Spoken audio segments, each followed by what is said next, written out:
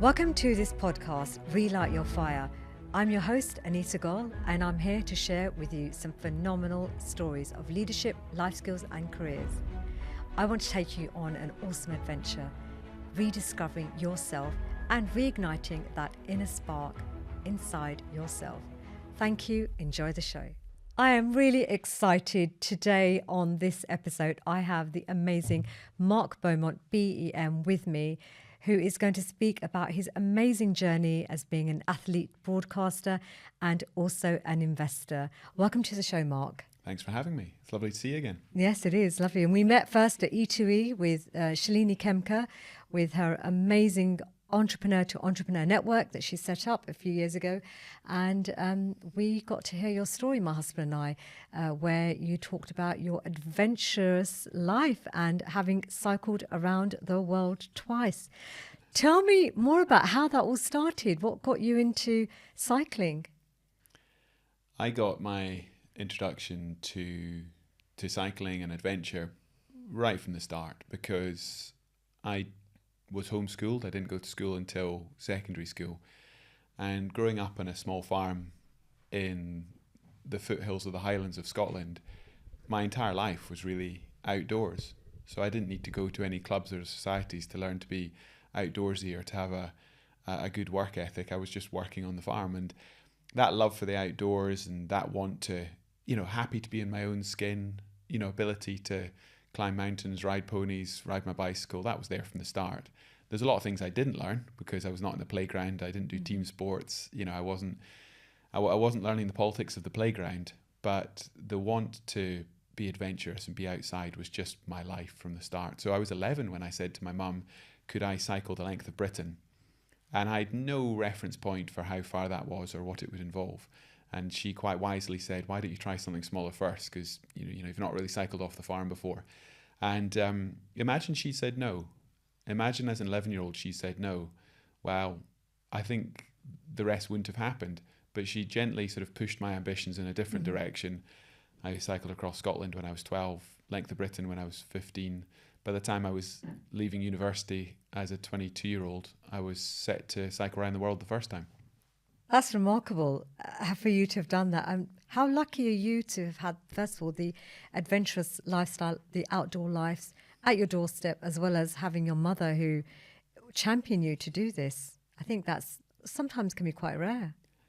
I think it is rare. I mean, it's, nature, nurture. I always think that's a really interesting conversation. I've got two sisters and we're very different animals. We're wired up differently. We've ended up doing very different things in life. So I think it's not true to say, well, because you were homeschooled, you've ended up as an adventurer. And also neither of my parents were athletes, and we didn't really, we knew nothing about the media world growing up. We barely switched on the telly. You can imagine what homeschooling was like. It was pretty organic. It was pretty alternative in many ways. So the fact that I ended up being a professional athlete and broadcaster is not because there was anything in my environment that taught me that could be a career, or, it's not like my parents were pushing me into sport. They thought I'd be some sort of sporting prodigy. Not at all. The ideas came from me. I'm just lucky that I had the environment and the support of my mum to live out those ideas. And my mum ended up working for me, with me in my 20s and early 30s. And, it was incredible going from being homeschooled by her to then her being in the business working with me. And I can only really reflect on that now that I'm in my 40s and I've got two daughters, and I can't imagine them employing me. Like, it's such a strange concept when your kids are young that they might then grow up to start a business and be entrepreneurs and you to work with them. But that's what she ended up doing, and I loved it. It was a real privilege to have that time working with her. That's really good. I love that. And you have inspired probably many generations to come with cycling around the world twice. And more recently, you did that in 78 days. You broke the world record. What was that like? Well, being brutally honest, a lot happened between the two rides around the world. I had the opportunity to do expeditions to over 100 countries, making observational documentaries with the BBC, CNN, and other networks. so my broadcasting and presenting career took me all over the world, and it gave me experiences which culminated in that simple dream: how fast can a human being get around the planet? So talking about the big race that came at the end of my athletic career, which was trying to be the first human being to get around planet Earth in less than 80 days. I mean, that Phileas Fogg Victorian fiction story, can you actually do that? Was really the culmination of everything I'd learned since I was a 12-year-old kid pedaling across Scotland. You asked, what was it like? And the honest answer is, well, it wasn't the most fun expedition I'd ever done. If I was to go back to breaking the world record for the length of Africa, or cycling 13,000 miles down the Americas from Alaska to Tierra del Fuego, or rowing a boat through the high Arctic in Canada, or, trying to row the Atlantic, these are projects which had a lot more dimensions to them. When you're racing 18,000 miles around the planet, when you're going 240 miles every single day for 2.5 months, when you're getting out your bed at 3:30 every morning to race 16 hours and then getting less than 5 hours sleep, and again, when you've got a team of 40 working around you in this high performance, high pressure environment, it wasn't about the culture, the people, the place. It wasn't the most immersive journey. It was me putting all my cards on the table with my amazing team and saying what's possible. And we broke the previous record by 37%. We absolutely took it to another level. And, as yet it's not been touched, and that was 2017. So it'll be interesting to see how and when that record is broken.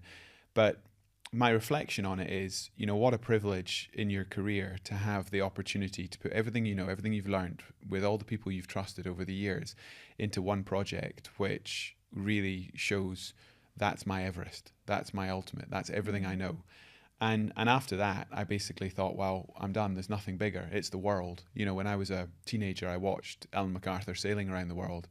And I mean, I'm not a sailor, but what Ellen did as an athlete and as an adventurer, transcended the world of sailing. It was bigger than that. It was a moment in time where her spirit and that human endeavor had, inspired people in many walks of life to think differently about what might be possible.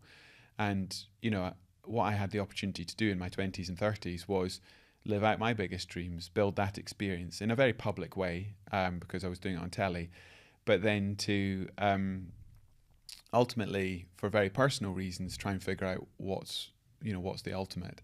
And it was always really trying to figure out that personal best. Yes, I was trying to break others' records, but I was never really racing anyone. With all the big races I took on around the planet, it was always that very sort of personal desire to figure out what's possible. And I guess my final thought is, it's a real privilege to look back on that first chapter of my career and to realize the changes that happened in those years, that sort of decade and a half, because these are the biggest records on the planet. The length of the Americas, the length of Africa, the round the world. These are the biggest, endurance races in the planet. And the records that now stand, and I hold a couple of them with my team, you can't compare them to 20 years ago. I mean, 20 years ago, the record for going around the world was nearly 300 days. It's now 78. And to be a part of a generation which was that disruptive, which was that pioneering, and we can say with a lot of pride, not just were we there, but that's what we did. We created that change. We created those leaps in performance. And to watch the next generation come along, take those ideas and run with them is brilliant. The best feedback I ever get is when people come to me and say, well, I read your books, or I heard you talk, or I watched your films, and it gave me the quiet confidence to do, and then they tell me what they're doing. So I'm not a coach, I'm not a consultant, I'm not telling people how to lead their lives, but if by sharing what I do, it unlocks or allows people to reprioritize something that they have the ability, the intrinsic want and drive to do, but they've just not prioritized or made happen yet, that's the best possible feedback loop I ever get. Oh, that's just incredible. I'm just so inspired by you as you speak and share that. And I love what you say, that you're not here to tell people what they should and shouldn't do. In a way, people have their breakthrough through your story, and they see what's possible for themselves in their life, in whatever way that may be. How did you progressed from there? Like you did all that, and that was your highest point, I guess, having cycled around the world. How do you manage your mindset after that with what you then go off to do in your life afterwards?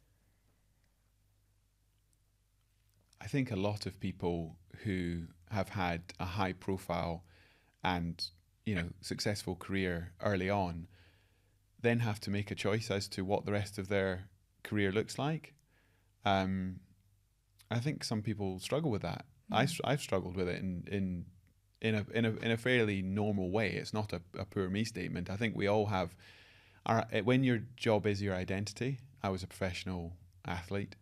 I think it'd be the same leaving the military. You can't do that forever, and yet you have the opportunity to continue to live off what you did.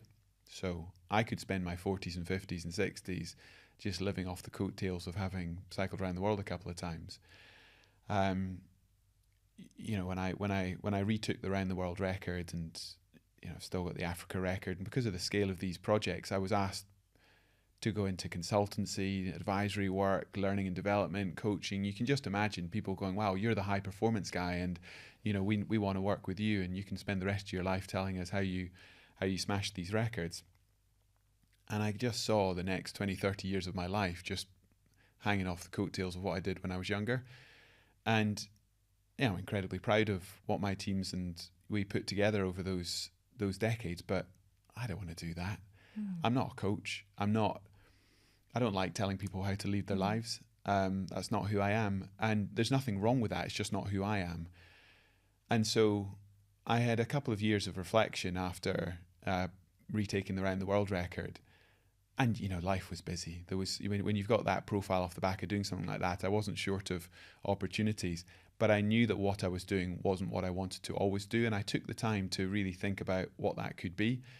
And I guess I've had the chance to travel more than most. I've been to 130 nations and territories. Mm-hmm. I've seen firsthand, the issues with changing sea levels, with desertification, with human migration, with wars. I've seen it firsthand. This is not just reading the paper. I've cycled through these places. I've done broadcasts from these places. I've made films about these places. I've been through the high Arctic. I've been through, the deserts. And it's very easy to then come back and just carry on your life. Like that was just an experience. It doesn't make any difference because we live in a very sort of safe, quote unquote, part of the world. Everything's quite comfortable if you want it to be. And yet the world is small, the world is wonderfully connected, and we all have a responsibility. And yet the big issues of the day, whether that's climate change or, chronic disease or just social media, anything in terms of how the world is changing, is something that we can all affect. And what I reflect on my athletic career is you kind of do your thing and you work in your silo, and you don't really realize year on year, decade on decade, how that's influencing others, the sort of the shadow you cast, the influence you have. So you're allowed to do these things for perfectly selfish reasons, but realize that your behavior creates ripples, it creates effect, it has an accumulative effect, a compounding effect. And I don't think anyone's got a silver bullet for any of the big issues on the planet, but realizing that you can be relevant, you can do things that are relevant to the big issues. So that's a long way of answering the fact that I took a number of years. I was an angel investor. I was quite an active angel investor. I'd, done quite a lot in my 30s in particular. And I got a little bit frustrated with the lack of ability to really scale some of the companies I was involved in. Mm-hmm. The things I was looking to invest in personally were mainly around, it's because of my roots and my experiences, agriculture, aquaculture, climate change solutions, pollution, disease diagnostics. They're things that when you scale companies in these spaces, they are global issues. They're not Scottish or British. They're global issues. But I felt slightly frustrated with the lack of sometime ambition or network or capital to actually do that effectively as an angel. So I took the slightly unusual step in 2019 of sitting down with one of the angel groups that I was a part of and saying, could I help scale this? could I build this into an investment firm where we really have the ability to build global networks, to actually scale these amazing entrepreneurs into global markets? I'm not an accountant, clearly. I'm not a scientist, but I saw the potential. I guess the same way that I saw the potential when I was 22 with how you could revolutionize the round the world. So I'm not I'm not the person with 20, 30 years transactional experience, but I saw the potential within one of the networks that I was a part of to take that acorn of potential and scale it. And so I took the slightly unusual step in 2019 to do that. Mm-hmm. So a couple of years after cycling around the world, I found myself as a partner in an investment firm, and we've now got an amazing team. There's 12 of us, and we are scaling, in my humble opinion, some of the most exciting science and technology addressing quality of life and environmental sustainability issues. So I'm hugely motivated over the next 10, 20 years to put a spotlight on an ecosystem of companies, British companies, globally, like finding sort of global markets and trying to address the big issues of the day. I mean, one I'm working on right now is an amazing company called Nature Beads, which has got a replacement for microbead plastics. Okay. So in cosmetics, in paints, in so many manufacturing processes, you've then got microbead plastics, which become a pollution in the world's oceans, a microscopic, unseen pollutant. And thankfully, there's legislation coming in to ban that. Mm-hmm. And so you've got all these manufacturers, from the biggest cosmetics brands in the world to paint manufacturers and others, crying out for a biodegradable, sustainable alternative. Well, we've got that. And we just need to scale it. We need to protect it. We need to find the right team. And I'm just so excited when you find an issue like that to try and find the solutions. And you can't do it overnight. It's hard. But in so many ways, it's exactly what I did in my early career. It's building high performance teams. It's doing what you said you're going to do. It's tightening up the timelines, and it's just trying to break records. And I love that. I get to do it, but in a slightly different way now. This is so interesting. I'm fascinated by this investments. I've recently been exploring angel investing, and actually for my daughters more so, because I think one of the things that young women need is education, financial literacy, a lot more, and they're in their 20s, but it's become evident for me as well as a woman that our financial literacy can be quite weak. We're not all natural entrepreneurs or investors even. And I think it's incredible that you are on this journey yourself and just showing that, the effect and the impact that you could have with the global challenges that we have right now, and finding a product and scaling that. That's incredible. And I'm sure if there are any investors out there who are interested in this, they need to connect with Mark to find out more. But how do people find out more about the investment side of your business, your other life, from being an athlete to an investor?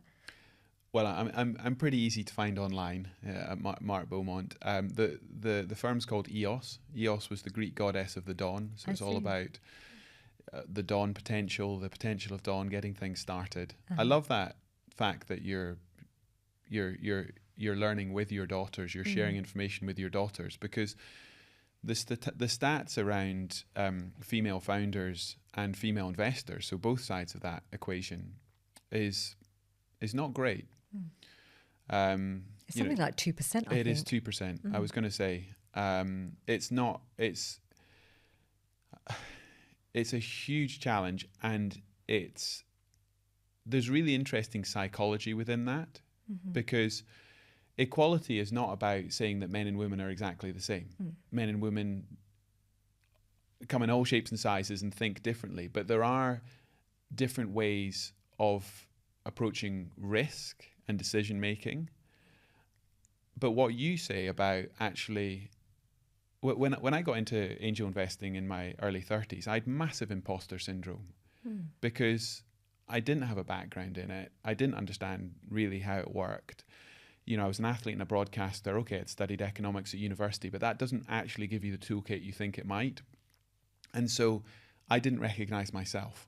I was in an angel group with mainly men who were, decades older than me, and I didn't want to ask the daft questions. And, so as a younger guy, I found that difficult. So I can't imagine what it must be like being a female founder, presenting to a group of older men, or a female investor joining an angel group and it being 95% men. I mean, that's if you don't see yourself, it's hard to feel that's for you. So Anna Stewart, who's a great friend and one of my fellow partners at EOS, wrote the Scottish government report on diversity and inclusion. It's called Pathways. And if you don't have time to read the whole lot, just read the exec summary, the first 18 pages. And it does take a sort of a Scotland view on it, but it mirrors some of the work that's been done by the Rose Review across the UK in terms of the female investment ecosystem.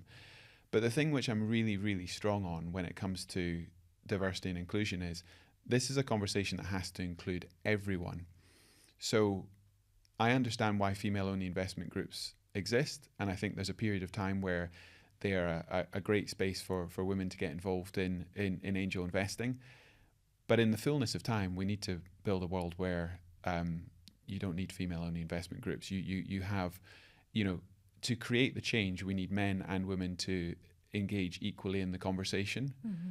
And, in Scotland, we work across the ecosystem to make sure that everyone feels involved in that conversation. We've been hosting a series of what we call knowledge share events, mm-hmm. so that people can come in, men and women, and just learn the language, not feel like it's an inclusive conversation. Clearly, it needs to be appropriate to who you are. This is not for everyone. This is not retail. You can't go out on the high street and start speaking to everyone about this. I mean, you have to have the means to be able to engage with early stage investing like this. It would be reckless otherwise, and we are regulated. But I want to make sure that female founders and female investors feel like this is an ecosystem which is for them as much as it is for everyone else. And there's a huge amount of work needing done in that regard. And there's a lot of great work happening at the moment. And one of the reasons that I was keen to come down and get involved with E2E, which is where we met, mm-hmm. And other networks in London outside of Scotland, is just to share ideas. It's just to understand how other people are addressing these sort of societal challenges, because there's such untapped opportunity when you look at the scientists and technologists and entrepreneurs that we're backing. We need to be as open and inclusive as possible to make sure that anyone who can engage well in that conversation feels that they've got the right to. I think the work that you're doing is hugely needed, powerful, and a little bit disruptive as well, which is what we need. I think we need a shake-up of this. I think especially in schools. I used to be a science teacher for 20 years, and as a former teacher, I can recognise how the opportunities are really missed with teaching young people about investments, even the basic language. And I've just started learning that, and I'm in my 50s. And this is quite sad, really. So for me, I'm on a mission to how do I first of all engage my daughters, and then with linking up with, say, with you, Mark, and with people like Morella from Global Woman, and how we basically get more and more women, younger women, involved in learning. And also, like you say, it's not for everybody, but for those that do choose to, it's out there and it's easily available. And you can tap into something in an area where you can grow your wealth as well, because that's what it's partly about. And also funding those projects that you are also inspired by as well. And to broaden out the conversation, we're not really just talking about investing. We're talking about how you use your time. So if you wait till you've retired before you think, well, I can give back to the community I'm a part of in the charitable sector, philanthropy, investing. If you're waiting till you feel you've got the time because you're no longer sort of in your working life, then actually some of the best opportunities have already passed you by. There's a huge amount you can do in your retirement, but people accumulate network, skills, the ability to then allocate your time to other things that you care about. Now, it might be investing, but it might be investing your time. It might be giving of your skills. It might be engaging in community, family, work in different ways. And so something I give a lot of thought to. I'm not suggesting I always get it right, and I then talk about with the teams and companies we're a part of and the network that we're building is, that human capital is not just your ability to invest while you're earning as opposed to out of wealth, but it's how do you if you're interested in entrepreneurship, if you're interested in climate change, or you've got a family connection to, I don't know, cancer because you've lost, family members, if you're mid-career, you do actually have the ability to be relevant to that next generation, even though you might not be the scientist. Maybe you've got a background in finance or legal or HR or something where actually if you were to allocate some time to that next generation of, early stage scale up companies in that space, I think that's such a positive thing for both parties, because you're using your skill set, your network for a personal interest, but a wider good. But it's going to come straight back at you, because then you're going to have a wider experience to bring back into your workplace. So I'm always encouraging people to not wait till they're in their 60s before they start to think broader than their core career. I know life is busy, juggling kids, juggling work, juggling the rest of it, but the scarcest commodity is not money. The scarcest commodity is time. And it's purely a conversation about how you allocate your time. And within that, then come conversations about, what are you investing? Are you investing a skill set? Are you a super networker? Can you add value in different ways? But I think that much broader conversations slightly disrupts people's quite linear thinking about what a career should look like. Now, I know mine is maybe a bit too out on the extreme, because I guess I've never had a traditional job in my life, but that ability to just sort of think, well, how do I use my time within the things I care about? Charity, sport, family, community, work. For me, it's a blend of all those things. It's not a case of, right, it's 9 o'clock, let's start work. It's purely about this day or this week, how can I allocate my time to make an impact to the things I care about? And what are some of those charities that you contribute to? Because I know you are very active in the charity space as well with all your fundraising. Yes, there's a few in particular. I had to, I guess like a lot of people in their early career, when you build a profile, you then get lots of opportunities. You spread yourself way too thin, and then you realise that actually the only way to be effective is to really choose quite carefully long-term partnerships, as opposed to just giving your name to 100 charities and being a name on a website. Because that could easily happen to you, Mark, right? Because yeah, I'm sure many people have approached you. Can you be an ambassador? It Can you be happens a to patron? most people. Yeah, it happens to most people who build sort of a telly profile. You end up in a period where you just say yes to everything, and then you realise you're not being effective. You're not actually doing anything. So for me, from the very start, there was Entrepreneurial Scotland. Entrepreneurial Scotland is an amazing charity which gives young people the opportunity to do internships globally, build that global mindset, travel abroad, spend time with and then come back. And I see it as sort of almost like the educational part of what we then do in the later stage investment ecosystem. It's giving young people in higher education the opportunity, when they couldn't maybe afford it themselves, to travel, to work, to build that global mindset. I benefited from it, and I've supported it, and I'm the patron over the last 18, 19 years. I lost a very dear friend to MND. So over the last 10 years, I've been an ambassador and supporter for the My Name's Doddy Foundation. Every year we do big charity bike rides up and down the road in February during the Calcutta Cup. For any of the rugby fans, I don't know if there's any crossover with your listeners and viewers, but we've raised a huge amount of money over the years to that amazing cause. And what I love about what they do is it's not just going to try and find a cure. There is no cure at the moment, but it's also trying to improve the quality of life for those who are suffering with MND. And I've seen that firsthand through the friends I've made in that community, and what a difference it makes if it's just simply putting a wet room in your house, or creating accessibility for your family, or respite care centres so that you can get time out as a full-time care for somebody in your family with MND. These are so important, to name a few. So those are two charities I've been involved in. There's about half a dozen I give my time to regularly, but I'm a big fan of long-term partnerships. I feel it doesn't work for anyone if it's just sort of dip your toe in for a campaign.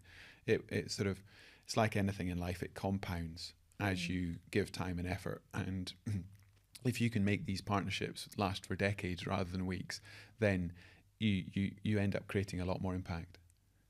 And you were awarded for your work from the Queen with your BEM. Yeah, it was, Share more about what was that like? I mean, I guess like yourself, I'd be interested to know what it was for you. But you're head down busy with your life, and then you receive a recognition like a Queen's New Year's honours, and you know it's incredibly kind, because what you realise behind the scenes is people have taken the time to recommend you, to write about you, to put you forwards for this. This is not some thing that happens automatically. So I think it's incredibly, you know, maybe it's different if you're in politics, but if you're just out there living your life in the general population, there's not sort of a process you go through like if you were in Parliament or you're in the military. And all of those recognitions by the Queen or now the King are just as honourable, but it's a very different process when you're in the general population, because you've got to realise that other people in the general population have taken the time and effort to think, I really want to recognise what that person's done. There's a part of me, and I guess you're the same, the world sees you very differently than how you see yourself. You know, a part of me is still, you know, a homeschool kid who, you know, I found the transition into high school quite tough. I'm not the loudest guy in the room. I'm not like a natural sort of alpha character.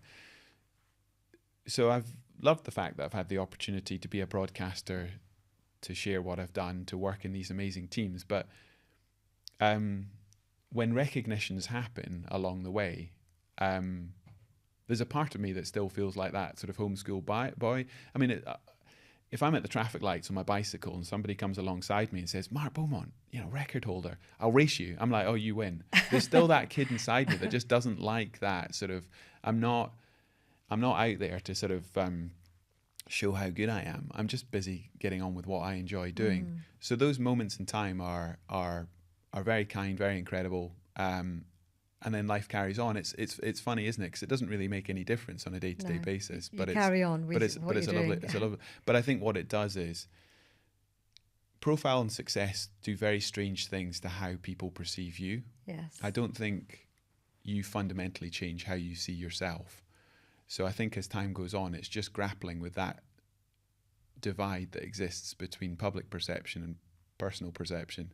Yeah, that's true. Yourself and your self-worth as well, your self-confidence. I think all these things all form part of it.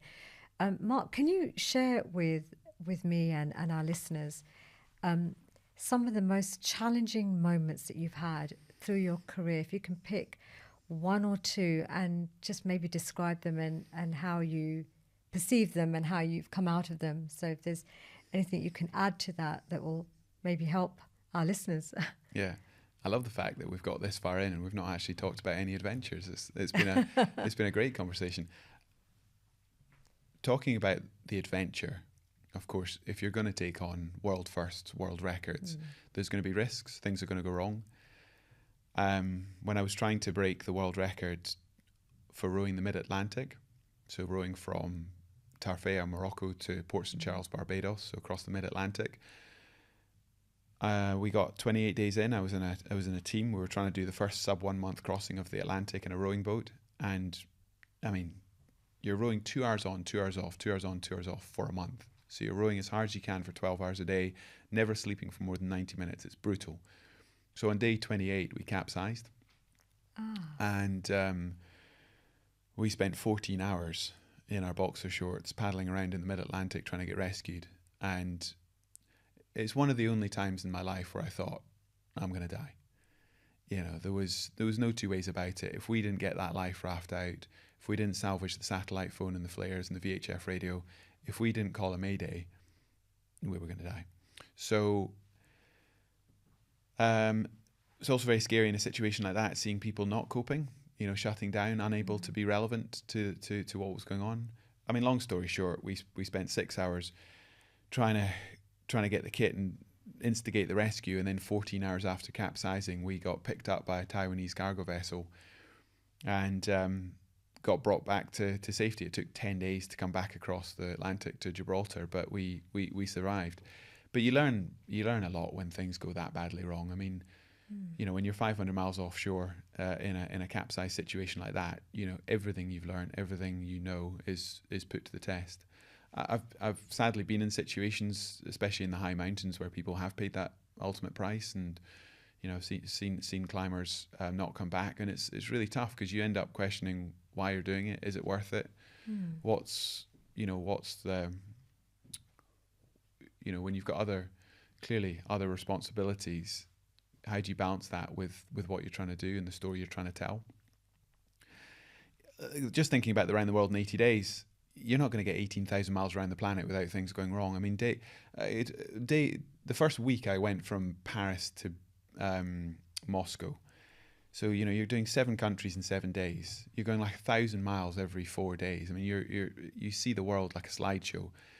But then on day 8, I crashed hard. I hit a pothole, went over the bars, took the fall with my outstretched left hand in my face. So I ended up fracturing my radial head, which is a small bone in your elbow. And I ended up breaking some teeth, and a lot of the teeth in my upper left were just completely wobbly and pushed into the gum. So you imagine you're then back on the bike within an hour with a heavily strapped elbow with a fracture, and you're trying to shovel 7,500 calories a day down through broken teeth. And, a day later, the British Embassy came out with kit for us to be able to rebuild my teeth at the roadside in the middle of Russia. And so you're only a week into a 2.5 month expedition, with broken teeth and a broken elbow. And those moments, and there's many like that, you are constantly thinking, is it safe to carry on? Relying on the expertise of your team, dealing with the fight or flight and the emotions of that, and just what it feels like to be in the situation. It's scary. You've got a huge amount of sponsorship riding on this. You've got a very high profile broadcast project. You're ultimately trying to operate safely in a situation that nobody's ever done before. You're by definition doing things where nobody had ever ridden 240 miles every single day for 2.5 months around planet Earth, and you're facing storms and border crossing closures and accidents, and things go wrong. But it's amazing, sort of reflecting on all the big expeditions, how often you end up doing almost exactly what you set out to do. So the good sort of averages out the bad, and luck is an interesting concept, isn't it? And there was, I'd say, 40 people working on that Around the World in 80 days, and it was an extraordinary team effort to pull it off. I think my last thoughts on when things go wrong, it's actually quite easy to talk about capsizing in the Atlantic or smashing your teeth in Moscow. What's often harder is the stuff which isn't quite as exciting. It's when you're trying to get these projects off the ground, when you're facing months and months and months of rejection, when you're facing ultimatums from sponsors saying, would you do this rather than that? And you have to really go back to your values and go, why am I doing it? Should I take the money, or is that the wrong thing to do? And I think the stuff that really keeps me awake at night is some of those decisions around, can I even get to the start line? As opposed to when you're out there living your dream, taking on the project, and you've just got, a broken bone to deal with. Well, a broken bone is painful, but it's not a, can I even make this dream happen?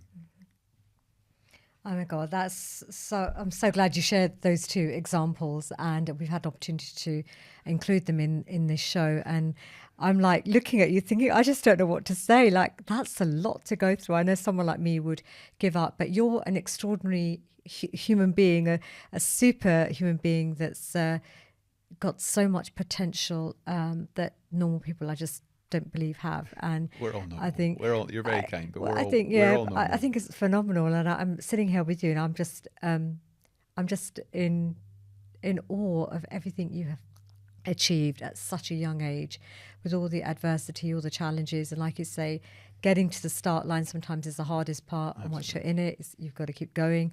It's almost like giving birth to a baby. You just got to keep going, right? That's the only thing I can compare it to. I wouldn't dare make that comparison. But no, Mark, thank you so much for all your amazing insights. And I know you've got an awesome following on Instagram, and people can find out more and more about you're everywhere with your books, with your talks, with your whole profile is just incredible, and I'm so privileged and so lucky to have you on the show to share your life with us here today. Thank you so much, Mark. That's very kind. Thanks for having me.